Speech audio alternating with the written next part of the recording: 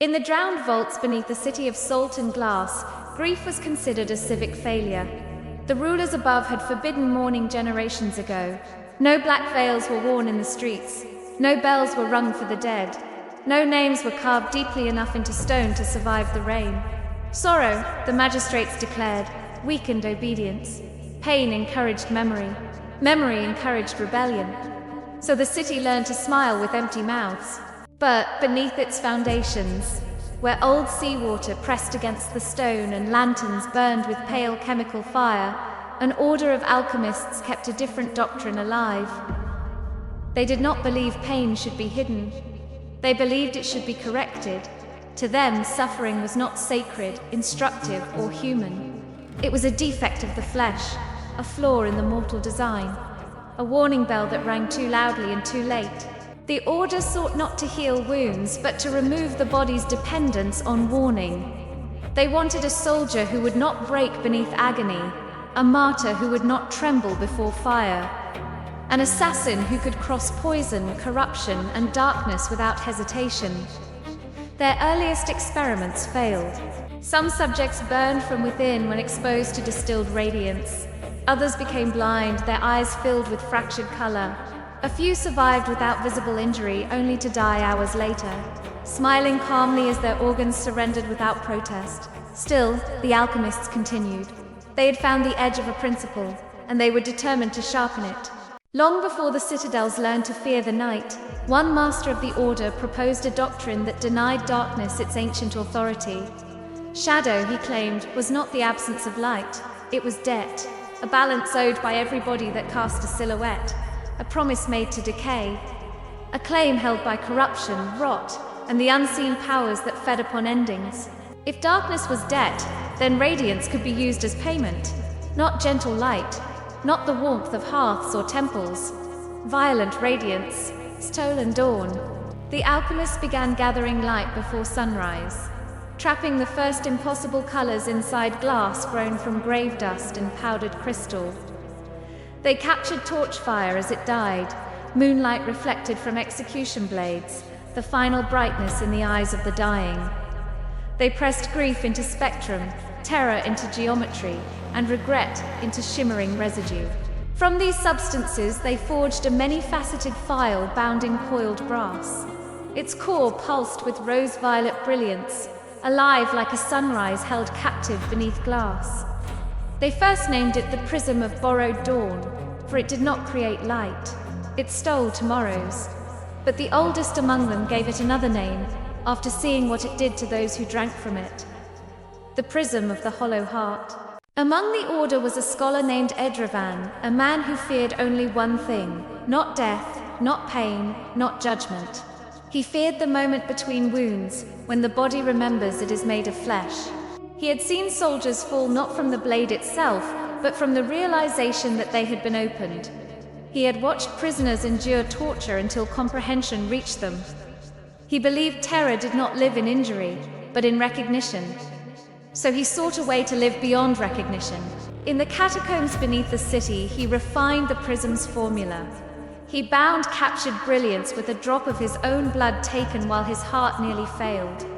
He forced light that should have burned through a crystal lattice grown from ashes, salt, and grave dust.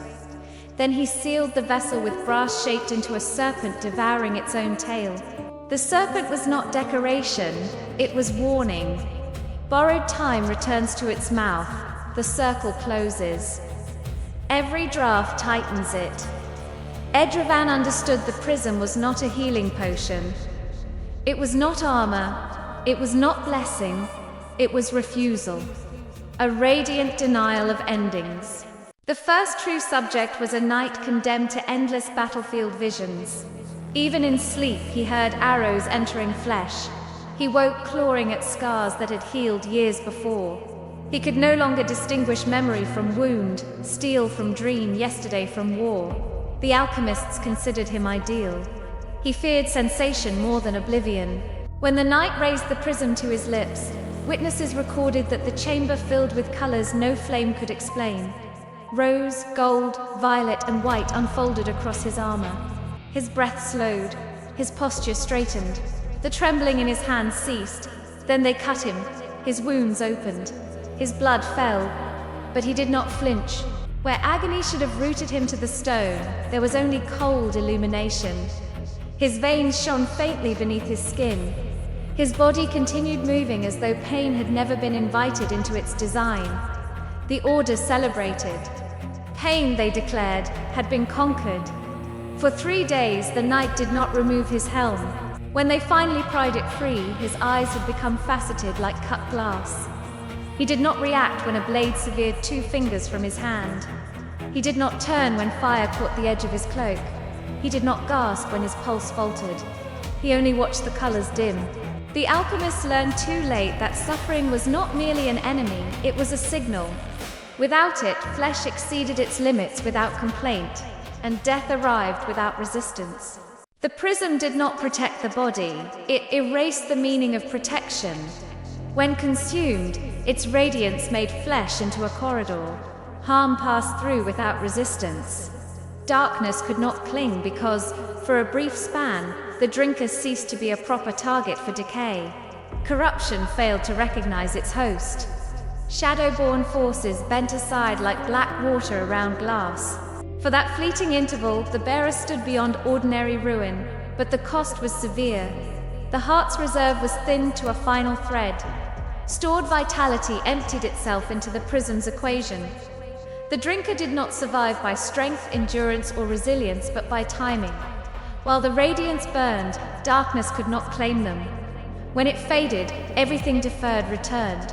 Every wound remembered its purpose. Every poison resumed its argument. Every ending demanded settlement. Thus the wielder walked a narrow bridge between impossible survival and instant collapse. To drink too early was waste. To drink too late was death. To drink too often was to become less anchored to the world. Some reported hearing their footsteps twice, once beneath them, once several moments behind. Others saw their reflections hesitate before copying their movements. Few cast shadows that arrived late, and some, eventually, cast no shadow at all. Despite the warnings, the prism endured. It passed from the drowned vaults into forbidden markets, from forbidden markets into private wars, from private wars into the hands of those who valued victory more than return.